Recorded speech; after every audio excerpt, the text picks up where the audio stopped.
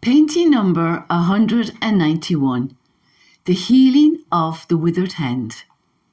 Hello, happy believers. This miracle is mentioned in Matthew chapter 12, verses 9 to 14, Mark chapter 3, verses 1 to 6, and in Luke chapter 6, verses 6 to 11. A lot is happening here, and I will mention 3 of the situations that stand out to me. We will read Mark chapter 3, verses 1 to 6 first. Then Jesus went back to the synagogue, where there was a man who had a paralyzed, withered hand. Some people were there who wanted to accuse Jesus of doing wrong. So they watched him closely to see whether he would cure the man on the Sabbath. Jesus said to the man, "Come up here to the front." Then he asked the people, "What does our law allow us to do on the Sabbath? To help or to harm? To save someone's life or to destroy it?"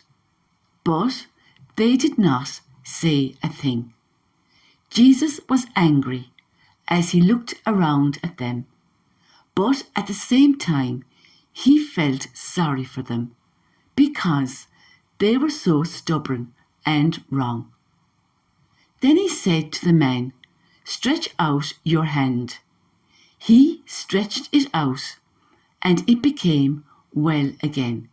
So the Pharisees left the synagogue and met at once with some members of Herod's party, and they made plans to kill Jesus.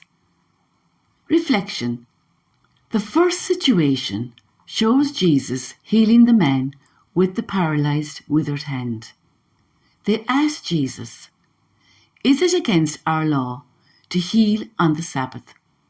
Some teachers of the law and some Pharisees wanted a reason to accuse Jesus of doing wrong. So they watched him closely to see if he would heal on the Sabbath. Jesus said, "What if one of you had a sheep and it falls into a deep hole on the Sabbath? Will you not take hold of it and lift it out?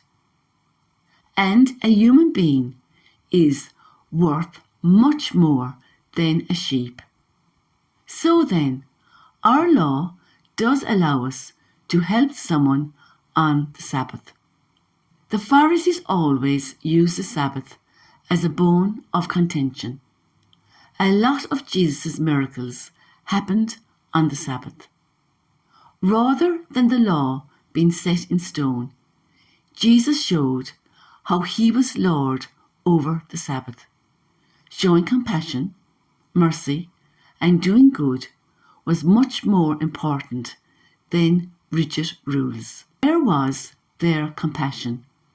They treated the law more important than people's lives. The second situation is how some teachers of the law and some Pharisees were filled with rage and began to discuss among themselves what they could do to Jesus. Then the Pharisees left and made plans to kill Jesus. Their minds were so closed that they could not listen to Jesus. They were rigid, not open to change. Jesus threatened their belief system to the core, and they did not know how to deal with Jesus or the situation. So they thought their only escape was to make plans to kill Jesus. This is how they dealt with their anger, revenge, and vengeance. The third situation. Jesus was angry and healed the man's hand. We tend to forget that Jesus was human, yet divine. Jesus also experienced human emotions. This is the second miracle within this chapter, our emotional healing. Yet it can go unnoticed. When we read that Jesus was angry, we can identify with Jesus. It can come as a shock, as we did not expect it. Jesus understands us when we get angry. Anger is not a sin.